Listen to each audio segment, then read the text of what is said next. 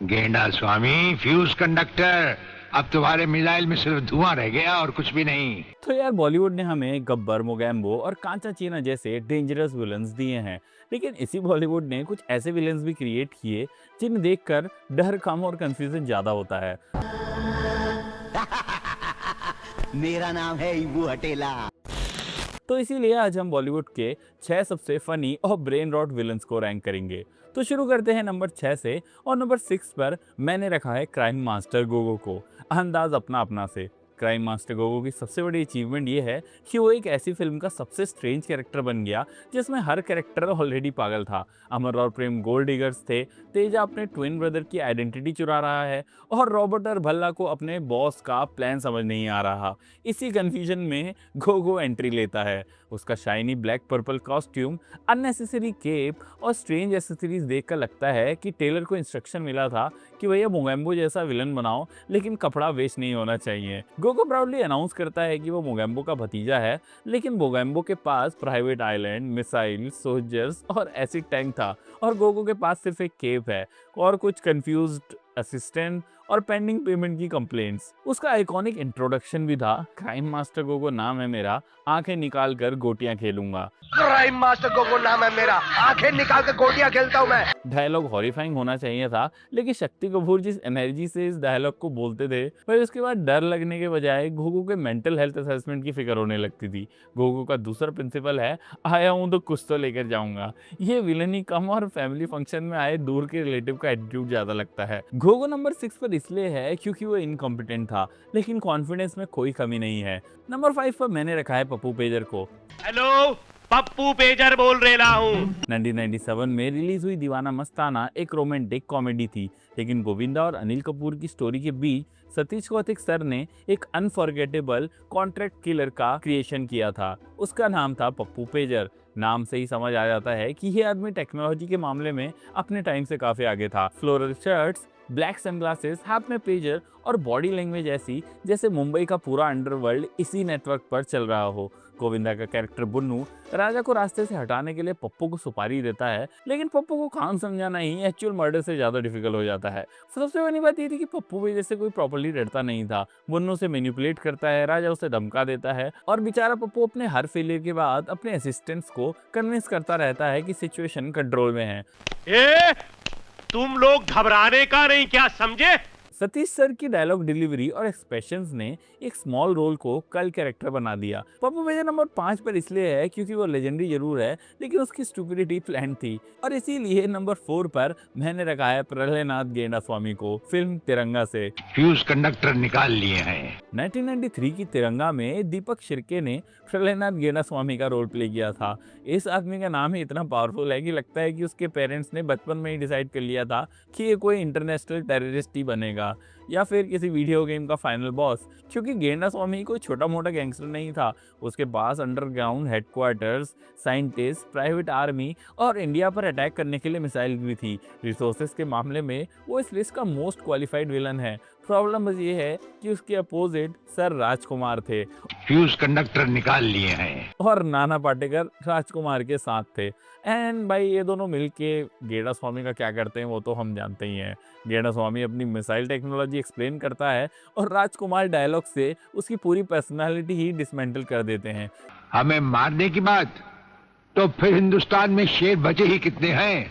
Physically defeat होने से पहले ही उसका वर्बल पोस्टमार्टम ऑलरेडी हो जाता है। फिल्म का सबसे ब्रेन रॉट मोमेंट तब आता है जब गेंडा स्वामी को पता लगता है कि उसकी मिसाइल से फ्यूज कंडक्टर निकाल दिए गए हैं। गेंडा स्वामी, फ्यूज कंडक्टर। सालों की प्लानिंग, अंडरग्राउंड लेबोरेटरी और नेशनल डिस्ट्रक्शन का मास्टर प्लान एक फ्यूज कंडक्टर की वजह से फेल हो जाता है, और उसके बाद राजकुमार सर उसको फ्यूज कंडक्टर गेंडा स्वामी कहकर और भी इज्जत कर देते हैं। जिसके बाद उसके बाद मिसाइल्स तो बचती हैं, लेकिन उसमें से सिर्फ धुआं निकलता है। गेंडा स्वामी अनइंटेंशनली फनी इसलिए लगता है क्योंकि तिरंगा उसे कंप्लीटली सीरियस थ्रेट की तरह प्रेजेंट करती है, लेकिन उसका नाम, एक्सप्रेशंस और राजकुमार सर के सामने हेल्पलेसनेस वाली कंडीशन मिलकर उसे प्योर कॉमेडी कैरेक्टर बना देती है। और भाई प्रलयनाथ गेंडा स्वामी के तो सीन मैं भाई बचपन से देखता आ रहा हूँ and I will never forget him. और इसीलिए नंबर 4 पर है प्रलयनाथ गेंडा स्वामी, एक इंटरनेशनल टेररिस्ट जिसका nuclear program local fuse box ने डिस्ट्रॉय कर दिया। नंबर 3 पर मैंने रखा है कपिल को, फिल्म जानी दुश्मन एक अनोखी कहानी से। 2002 की जानी दुश्मन कोई नेचुरल फिल्म नहीं थी। ये horror, romance, revenge, reincarnation, action, science fiction और अनलाइसेंस मैट्रिक्स इफेक्ट का एक ऐसा मिक्सचर थी जिसे देखकर लगता है कि मेकर्स ने हर पॉसिबल जॉनर को मिक्सर में डाल दिया है और जो बाहर निकला वो ऑडियंस को परोस दिया। अरमान कोहली का कैरेक्टर कपिल पहले एक ऑर्डिनरी कॉलेज स्टूडेंट लगता है, लेकिन बाद में रिवील होता है कि वो एक्चुअली एक सेफ शिफ्टिंग सुपरनैचुरल नाग है जो दिव्या नाम की लड़की से पिछले जन्म से जुड़ा हुआ था। दिव्या की डेथ के बाद कपिल उसके कॉलेज फ्रेंड्स को रिस्पॉन्सिबल मानता है और एक एक करके सबको एलिमिनेट करना शुरू भी कर देता है। एंड जिस एज के स्टूडेंट्स थे भाई, दे टोटली डिजर्व इट। प्रॉब्लम ये है कि कपिल की पावर्स को कोई फिक्स रूल्स ही नहीं दिए थे। कभी वो इंसान बन जाता है, कभी स्केलेटन, कभी वो टीवी से बाहर आ जाता है और भाई कभी वो किसी कैरेक्टर का फेस कॉपी कर लेता है। एक पॉइंट पर तो भाई वो मोटरसाइकिल में ट्रांसफॉर्म हो जाता है। आई मीन बॉलीवुड का सुपरनैचुरल रिवेंज सीकिंग नाग अचानक से हीरो होंडा बन जाता है। फिल्म ने मैट्रिक्स के एक्शन सीन से हैवी इंस्पिरेशन ली थी। कैरेक्टर्स हवा में फ्रीज होते थे, बुलेट स्लो मोशन में ट्रैवल करती थी और कपिल वॉल्स के थ्रू मूव करता था, लेकिन सीजीआई ऐसा था जिसे विंडोज 98 पर I think power point animation में बनाया गया हो। सबसे स्ट्रेंज बात यह है कि फिल्म के एंड तक कपिल फ्राइटनिंग विलन कम और फ्रस्ट्रेटेड वीएफएक्स डेमोन्स्ट्रेशन ज्यादा लगने लगता है। अरमान कोहली फुल सीरियसनेस के साथ परफॉर्मेंस देते हैं, लेकिन उनके आसपास जो डिजिटल सर्कस चल रहा होता है उसके सामने कोई एक्टिंग सर्वाइव नहीं कर सकती। और इसके बाद हम बात करेंगे नंबर 2 की। नंबर 2 पर मैंने रखा है इबू हटेला को फिल्म गुंडा से।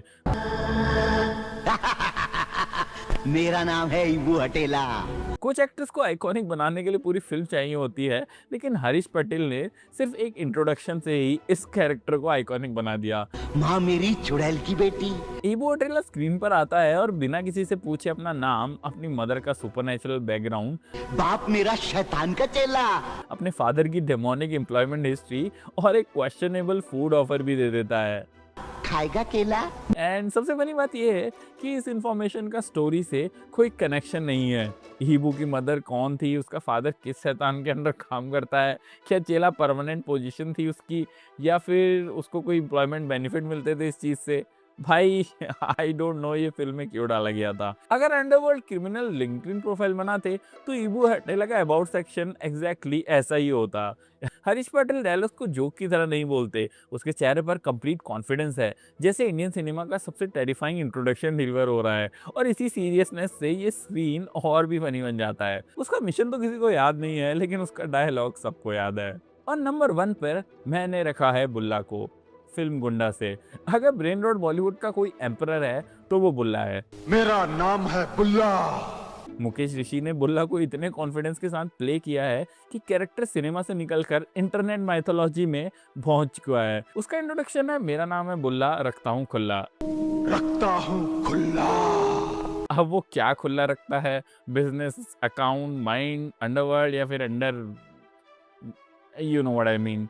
फिल्म जवाब नहीं देती कि आखिर में उसने खुला क्या रखा है। शायद इसी मिस्ट्री ने बुल्ला को इमॉर्टल बना दिया। एंड भाई बुल्ला से ज्यादा फनी उसके गैंग मेंबर्स के भी नाम थे। इबू हटेला को तो आप सब जानते ही हो, उसके अलावा लकी चिकना, पोते, लंबू, आटा, क्याला शेट्टी और एक कैरेक्टर जिसका नाम यूट्यूब पर सेंसर करना ही बेटर होगा। फिल्म में बुल्ला डेंजरस और डीपली प्रॉब्लमेटिक क्राइम्स करता है, लेकिन वो कल्ट फिगर अपने क्राइम्स की वजह से नहीं बनता।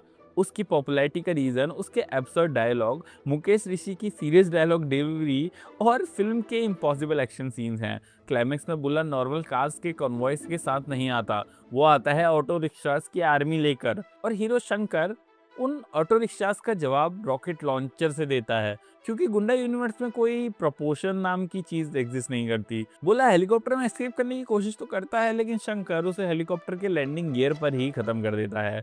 इससे ज्यादा 90s B-grade एंडिंग इमेजिन करना काफी डिफिकल्ट है।